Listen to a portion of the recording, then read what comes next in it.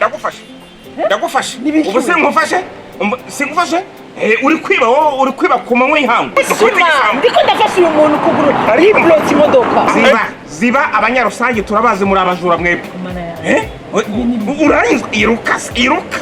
sindi gisuma sindiko ndiba abanyarusange mwebwe muza kwiba hano ibugo bakatubeshera twebwe ko twebwe abanyamuhumuro twebwe twibye urumva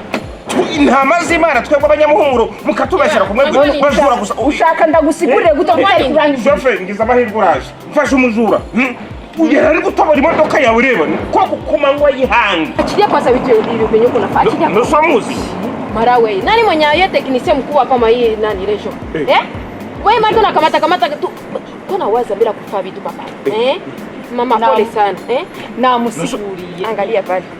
unaona fungu langu sinaikuta kwereka warurabye wanihaye nuwo mwanya wo kuraba icyo bana mina muita hakuko take mukazi mina muita na kiasi wewe unabana mwizi ndo mwizi wa baba mpamagaye no mukazi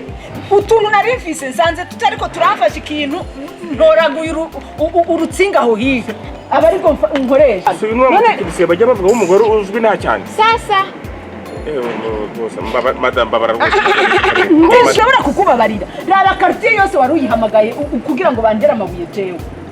ngo tumusuma utananzi ndiko ndagusigurira ngo nanyumvirize kubera tumunyarusangi gusa nibikunda mbele kuna fati tu kwanza nawaza pana kukukuya tu nafaa vitu hawazi angalia sasa hivi ni mavitu ya maboga sio usijikanye abanyarusangi boto nabachafa simo bamwizi batu babaya unaona amahiri wari kurababwira ngo bazana iyo bayazana bakankubita byari kugenda gute unaona sasa mbare rwose